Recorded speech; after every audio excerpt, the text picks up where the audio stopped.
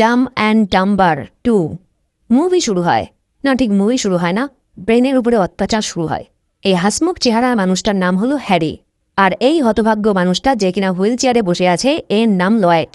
Harry আর লয়েডের গভীর বন্ধুত্ব।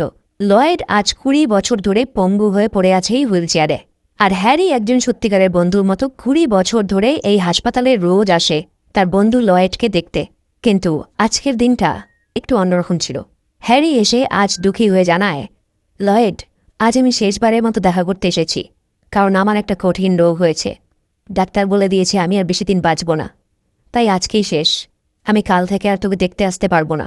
এটা শুনে হঠাৎ করে পঙ্গু লয়েড, যে কিনা হুইল চেয়ারে বসেছিল, সে কথা বলে ওঠে। আর এই পঙ্গু চিৎকার করে বলে, ওরে আমি পঙ্গু টঙ্গু নই, আমি তো 20 বছর ধরে তোর সঙ্গে প্র্যাঙ্ক করছিলাম বন্ধু। কেমন লাগলো আমার প্র্যাঙ্ক? আমি তোকে 20 বছর ধরে বুদ্ধু বানিয়েছি, বোঝো ব্যাপার। হ্যারি অবাক হয়ে যায়, বলে কি 20 বছর ধরে নাটক করছিল শুধুমাত্র প্র্যাঙ্ক করার জন্য? হ্যারি বলে, ওরে তুই আমাকে বুদ্ধু বানানোর জন্য নিজের জীবনের 20টা বছর নষ্ট করে ফেললি। এই 20 বছর ধরে এত ইলেকট্রিক শক খেলি, এত ওষুধ খেলি, হুইল চেয়ারে পড়ে থাকবি পঙ্গুর মতো শুধুমাত্র প্র্যাঙ্ক করার জন্য। তোর জীবন থেকে 20টা বছর তো নষ্ট হয়ে গেল রে গাধা। কিন্তু লয়েডের চোখে মুখে কিন্তু আফসোসের ছিটে ফোটাও ছিল না। সে উল্টো গর্বের সাথে বলে, 20 বছর নষ্ট হয়েছে তো কি হয়েছে? তোকে বুদ্ধু তো বানাতে পেরেছি, তোর সাথে প্র্যাঙ্ক তো করতে পেরেছি, এতে আমি ভীষণ মজা পেয়েছি, গাধার বাচ্চা। তো ওরা দুজন হাসপাতাল থেকে বেরিয়ে বাড়ির দিকে রওনা দেয়, এবং বাড়ির কাছাকাছি আসতেই ওদের দেখা হয় এর সাথে। এই লোকটা অন্ধ, এই লোকটার নাম হলো বিল্লি। হ্যাঁ, মানুষের নাম বিল্লি। এবং এই অন্ধ বিল্লি সারাদিন ওর পাখি নিয়ে খেলে, মানে ওর পোষা পাখিদের নিয়ে। তো ঘরে ফিরে লয়েড জিজ্ঞেস করে হ্যারিকে, তোর এমন কি রোগ হয়েছে? হ্যারি জানায়, ডাক্তার বলেছে আমার একটা কিডনি নষ্ট হয়ে গেছে, আমার একটা কিডনি দরকার বন্ধু। আর ডাক্তার বলেছে আমার বংশেরই কেউ এই কিডনি দান করতে পারে, যার সঙ্গে আমার রক্তের সম্পর্ক আছে।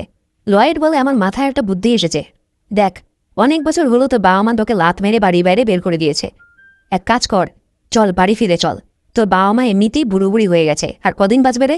তোর বাবা মাকে গিয়ে কোনো রকমে হাতে পায়ে ধরে ক্ষমা টমা চেয়ে একটু ফটিয়ে টুটিয়ে একটা কিডনি নিয়ে নে না, তাহলে তো কাজ হাসিল হয়ে যায়। চিন্তা ভাবনার লেভেল দেখো। হ্যারি ভেবে দেখল যে প্ল্যানটা নেহাত মন্দ নয়, আর তাছাড়া উপায়ও নেই। বহু বছর পর হ্যারি বাড়ি ফেরে, এবং হ্যারিকে দেখে ওর বাবা মা অবাক হয়ে যায়। হ্যারি তার অসুখের কথা তার বাবা মাকে খুলে বলে এবং বলে একটা কিডনির দরকার তার বেঁচে থাকতে বলে। কিন্তু তার বাবা যেটা বলে সেটা শুনে হ্যারি চমকে ওঠে। হ্যারি বাবা বলে, দেখ, তোকে একটা কিডনি দিয়েও দিতাম, কিন্তু ব্যাপার হলো তুই আমাদের সন্তানই না, তোকে আমরা কুড়িয়ে পেয়েছিলাম, এবং যেহেতু তোর সাথে আমাদের রক্তের সম্পর্ক নেই, সুতরাং আমার কিডনি তোর কোনো কাজে আসবে না। হ্যারি এটা শুনে অবাক হয়ে যায়। সে স্বপ্নেও ভাবতে পারেনি যে এরা তার আসল বাবা মা নয়। হ্যারির মা হ্যারিকে বলে, তুই এত বছর ধরে ছিলি না, তোর নামে অনেক চিঠি চিঠি এসেছে, এই চিঠিগুলোকে নিয়ে যায় এখান থেকে। সেখানে একটা চিঠিতে দেখা যায় 1991 সালে হ্যারির একটা প্রেমিকা ছিল, যার নাম ছিল ফ্রেডা। ফ্রেডা তাকে একটা চিঠি পাঠিয়েছিল। চিঠিতে শুধু এতটুকু লেখা ছিল, আমি প্রেগনেন্ট হয়ে গেছি, দেখা করো। হ্যাঁ, হ্যারি হয়তো ফ্রেডার সঙ্গে নিয়মিত শরীর চর্চা করত। লয়েডের মাথায় আবার একটা বুদ্ধি আসে।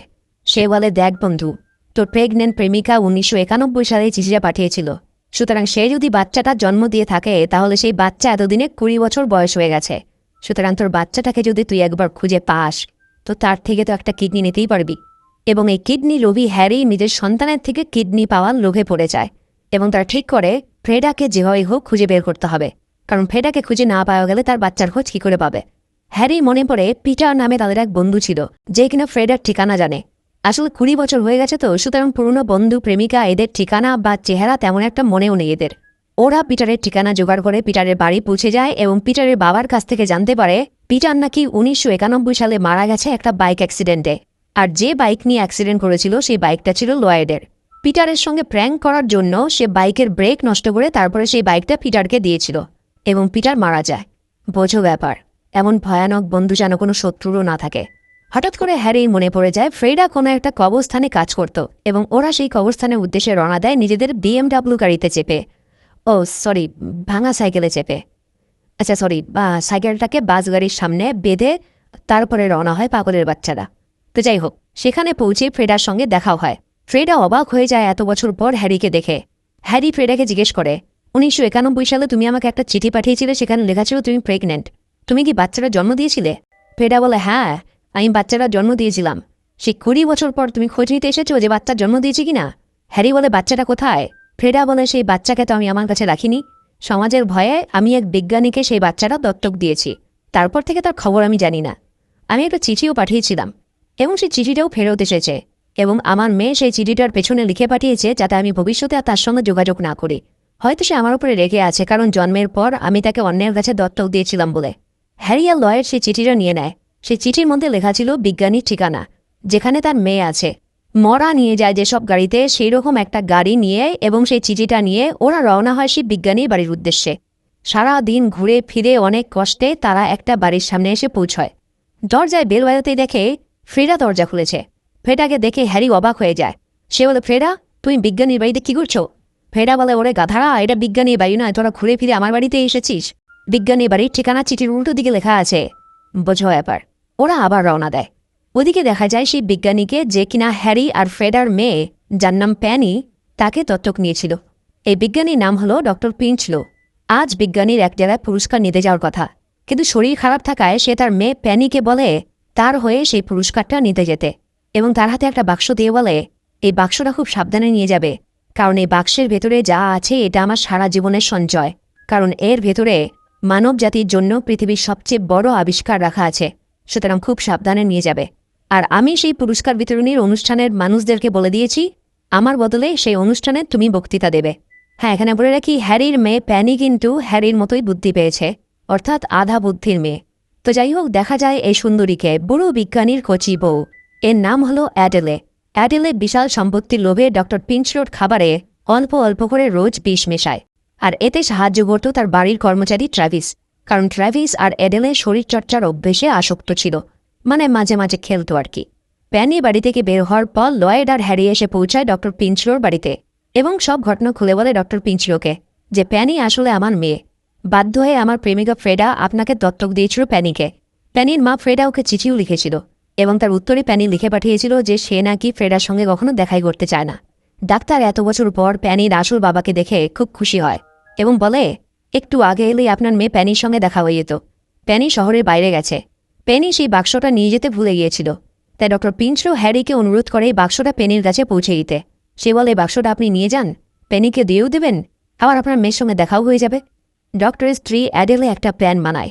ওই বাক্সটার মধ্যে যে বহুমূল্য জিনিস আছে সেটা সে শুনেছিল এবং এই জন্য সে ট্র্যাভিসকে ওদের সঙ্গে পাঠিয়ে দেয়, যাতে ট্র্যাভিস হ্যারি আর লয়েডকে ঠকিয়ে বাক্সটা চুরি করে নেয় এবং হ্যারি আর লয়েডকে তারপরে মেরে ফেলে। এবং শুধু তাই নয়, হ্যারি আর লয়েডকে মারার পর সেই অনুষ্ঠানে গিয়ে প্যানিকেও মেরে ফেলবে ট্র্যাভিস। বাকি থাকলো ডক্টর পিঞ্চলো, তাকে আস্তে আস্তে খাবারে বিষ দিয়ে যেরকম করে মারছে সেভাবেই মারবে। প্ল্যান মতো ট্র্যাভিস ওদের সঙ্গে চলে যায় বাক্স চুরি করে ওদেরকে মেরে ফেলার জন্য, কিন্তু বেচারা জানতেও না যে দুজনের সঙ্গে সে যাচ্ছে ওপরবেলা পর্যন্ত তাদেরকে পৃথিবীতে পাঠিয়ে এখনও আফসোস করে যে আমি কাদেরকে পৃথিবীতে পাঠিয়েছি। বিভিন্ন ধরনের অত্যাচার সহ্য করতে হয় ট্র্যাভিসকে।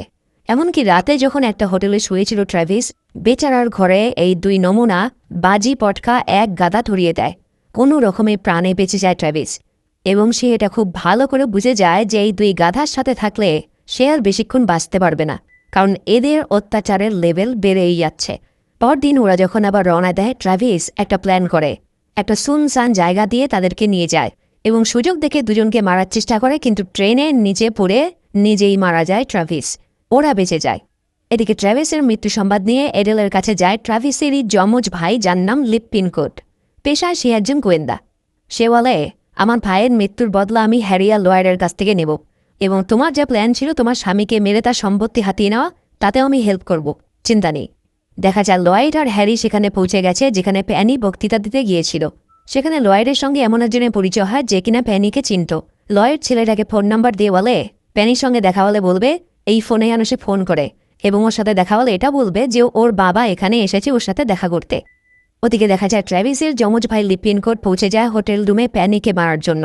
প্যানিকে দেখা যায় বড়ই খোলামেলা স্বভাবের মেয়ে।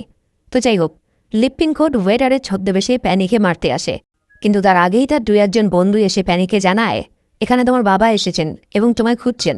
যেহেতু প্যানি জানতো না যে তার আসল বাবা হ্যারি, সুতরাং প্যানি ভেবে নেয় তার বাবা ডক্টর পিঞ্চলো এসেছেন এবং সেজন্য প্যানি সেই অনুষ্ঠানের পরিচালকদের ফোন করে বলে দেয়, আমি বক্তৃতা দেব না, আমার বাবা ডক্টর পিঞ্চলো এখানে এসেছেন, সুতরাং বক্তৃতা তিনিই দেবেন। হ্যারিকে দেখা যায় যেহেতু সে অনুষ্ঠান মঞ্চে ঢুকতে পারছিল না, সেই জন্য সে নিজেকে ডক্টর পিঞ্চলো বলে পরিচয় দেয় এবং অনুষ্ঠানের লোকেরা সেটা মেনেও নেয়, কারণ এই লোকটা ডক্টর পিঞ্চলোকে আগে কখনো নিজের চোখে দেখেননি। হ্যারি আর লয়েড দুজনকেই খুব সম্মানের সঙ্গে ভেতরে ডেকে নিয়ে যাওয়া হয়, কিন্তু গাধা মানুষ করা, হাতিকে আন্ডারপ্যান্ট পরানো আর এই দুই নমুনার স্বভাব পরিবর্তন করা অসম্ভব ব্যাপার। এখানেও তারা বিভিন্ন নামি দামি মানুষের পেছনে লাগতে শুরু করে, বিভিন্ন মানুষকে বিরক্ত করতে শুরু করে। এমনকি হুইল চেয়ারে বসে থাকা এই বিশ্ববিখ্যাত বিজ্ঞানীকে দেখে বলে, কি একটা ফুটবল ম্যাচ খেলবেন নাকি? বোঝো ব্যাপার, ল্যাংড়াকে বলছে ফুটবল খেলতে। লয়েডকে ঘাড় ধাক্কা দিয়ে বের করে দেওয়া হয় সম্মানের সাথে। এমন সময় প্যানির ফোন আসে এবং ফোনে নেটওয়ার্ক ঠিকঠাক পাওয়া যাচ্ছিল না। এই সময় লয়েড নিজের আরেকটা প্রো ম্যাক্স দিমাগ লাগায় এবং একটা বুদ্ধি বার করে। হ্যাঁ, এই বিশাল লম্বা গাছটার মুন্ডুতে উঠে বসে নেটওয়ার্ক পাওয়ার জন্য। বুদ্ধির লেভেল দেখো। তো যাই হোক, একসময় প্যানির সঙ্গে লয়েডের দেখা হয়ে যায়। আর যে মানুষ জীবনে পান্তা ভাতটুকু পায়নি তার সামনে বিরিয়ানি রাখলে যেরকম অবস্থা হয়, প্যানিকে দেখে লয়েডের সেরকম অবস্থা হয়। কোনো অন্ধ মেয়ে পর্যন্ত ওকে আজ অব্দি ভাও দেয়নি, এরকম একটা সুন্দর মেয়েকে সামনে পেয়ে তার মাথায় গণ্ডগোল হয়ে যায়। যদিও বা ওর মাথা ঠিক ছিল কখন। সে প্যানিকে ইমপ্রেস করার চেষ্টা করতে থাকে এইভাবে, কখনো পাগলের মতো নাচ করে, আবার কখনো মাথায় কবুতর বসিয়ে। তো যাই হোক, একসময় সে খুলে বলে সব কথা, হ্যারির কথা। সে বলে, হ্যারি তোমার আসল বাবা এবং তোমার আসল মায়ের নাম হলো ফ্রেডা। এই বলে সে সমস্ত কাহিনী বলে যে কেন তাকে দত্তক দেওয়া হয়েছিল ইত্যাদি ইত্যাদি। এবং সেই চিঠিটাও দেখায় যে চিঠিটা ফ্রেডা প্যানিকে লিখেছিল একসময়। লয়েড বলে, এই চিঠির উত্তরে নাকি তুমি তোমার মাকে বলেছিলে তোমার সাথে যোগাযোগ না করতে। প্যানি বলে, কিন্তু এই চিঠিটা তো কখনো আমার হাতে এসে পৌঁছয়নি। প্যানি চিঠিটা বলতে থাকে। চিঠিতে ফ্রেডা লিখেছে, প্যানি, আমার যৌবন বয়সে গাধার সাথে একদিন ওয়েস্টার্সের একটা পার্কিং লটে একটা বাসের ভিতরে কিছু খেলা হয়েছিল এবং সেই খেলার রেজাল্ট হিসাবে তুমি আমার পেটে চলে এসেছিলে এবং লোকলজ্জার ভয়ে আমি ডক্টর পিঞ্চলোকে তোমায় দত্তক দিয়ে দিয়েছিলাম। চিঠিটা যখন প্যানি পৌঁছিল, হঠাৎ করে লয়েড চমকে ওঠে, কারণ ফ্রেডা যে ওয়েস্টার্সের পার্কিং লটে বাসের মধ্যে কিছু একটা হওয়ার কথা বলেছে, সেদিন সেই বাসের মধ্যে হ্যারি ছিল না। ফ্রেডার সঙ্গে সেদিন মুখ কালো করেছিল লয়েড। প্যানি তো খুশি হয়ে হ্যারির সঙ্গে দেখা করতে চলে যায়, কিন্তু লয়েড চিন্তায় পড়ে যায়, কারণ ফ্রেডার চিঠি অনুযায়ী হ্যারি নয়, লয়েড যেহেতু ছিল সেদিন ফ্রেডার সঙ্গে, সুতরাং প্যানির আসল বাবা লয়েড। আর এর থেকেও বড় টেনশন ছিল, সে তার সবচেয়ে ভালো বন্ধু হ্যারির প্রেমিকার বাচ্চার বাবা। সে হ্যারিকে কি মুখ দেখাবে? এদিকে দেখা যায় হ্যারি যে ডক্টর পিঞ্চলো নয় সেটা অ্যাডেলে সেখানে এসে অনুষ্ঠানের লোকেদের বলে দিয়েছে এবং হ্যারিকে বের করে দেওয়া হয়। তারপর অ্যাডেলে এবং লিপিনকোট হ্যারিকে বন্দুক দেখিয়ে ওই বাক্সটা দিতে বলে যেটা ডক্টর পিঞ্চলো দিয়েছিল। হ্যারি পালিয়ে যায় সেখান থেকে এবং দেখা যায় সেই অনুষ্ঠানে ফ্রেডার সঙ্গে দেখা হয়ে যায় প্যানির। হ্যারি সেখানে চলে আসে আর প্যানিকে জানায়, ফ্রেডা হলো তোমার আসল মা, যে তোমার চিঠি লিখেছিল। আর প্যানি যেহেতু লয়েডের মুখে শুনেছিল যে প্যানির বাবা হ্যারি, সেই জন্য সে হ্যারিকে নিজের বাবা বলেই মেনে নেয়। অ্যাডেলে আর লিপিনকোট হ্যারির পেছনে পড়েছিল বাক্সটার জন্য।